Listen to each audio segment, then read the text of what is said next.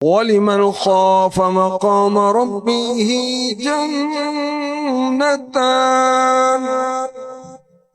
اور جو اپنے رب کے حضور کھڑے ہونے سے ڈرے اس کے لیے دو جنتیں ہیں۔ جو اللہ کا خوف رکھے گا، اللہ سے ڈرے گا، گناہوں کو چھوڑے گا، فرائض کو پورا کرے گا، اس کے لیے آخرت میں دو جنتیں ہیں۔ اللہ ہمیں اپنا خوف عطا فرمائے۔ بہت ہی اعلیٰ نعمت ہے اللہ کا خوف، جس کو نصیب ہو جائے۔ فاروق اعظم رضی اللہ تعالی عنہ کے دور کے ایک نوجوان کا واقعہ سنیے۔ بہت متقی، نیک، پرہیزگار تھا، عبادت گزار تھا، اتنا عبادت گزار کہ فاروق اعظم رضی اللہ تعالی عنہ اس کی عبادت پر تعجب کرتے تھے کہ نوجوانی میں اتنی عبادت کرتا ہی۔ وہ نوجوان عشاء کی نماز ادا کرنے کے بعد بوڑھے باپ کی خدمت کے لیے گھر جاتا تھا۔ راستے میں ایک خوبرو عورت اسے بلاتی اور چھیڑتی، یہ توجہ نہ دیتا اور نگاہیں نیچی کی گزر جاتا۔ ایک دن شیطان نے ورغلایا، اس عورت کی دعوت پر برائی کے ارادے سے اس عورت کی طرف بڑھا۔ دروازے پر پہنچا تو اسے قرآن پاک یاد آ گیا۔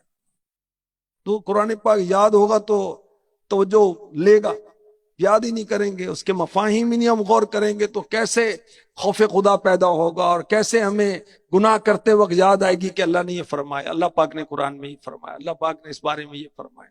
قرآن پاک کی ایک آیت یاد آئی، ان الذین اتقوا اذا مسهم طائف من الشیطان تذکروا فاذا هم مبصرون۔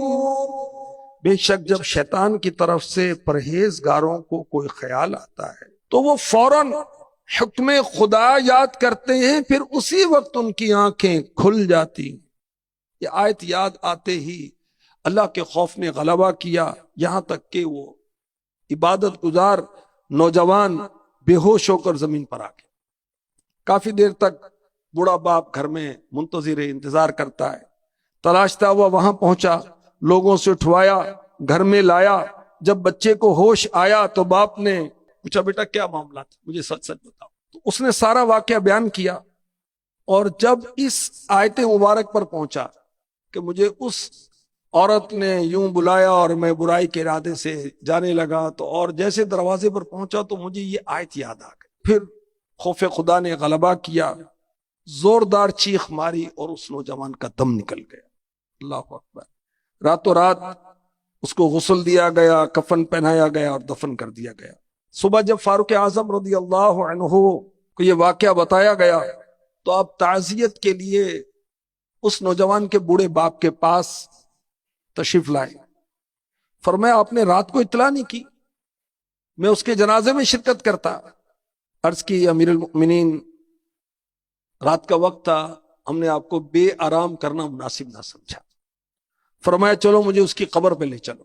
فاروق اعظم رضی اللہ تعالی عنہ اس کی قبر پر پہنچے اور آپ نے سورہ رحمان کی یہی آیت وَلِمَنْ خَافَ مَقَامَ رَبِّهِ جَنَّتَانِ جیسے آپ نے تلاوت کی تو قبر سے اس نوجوان کی آواز آنے لگی، یا امیر المؤمنین، بے شک میرے رب نے مجھے دو جنتیں عطا فرمائی ہیں۔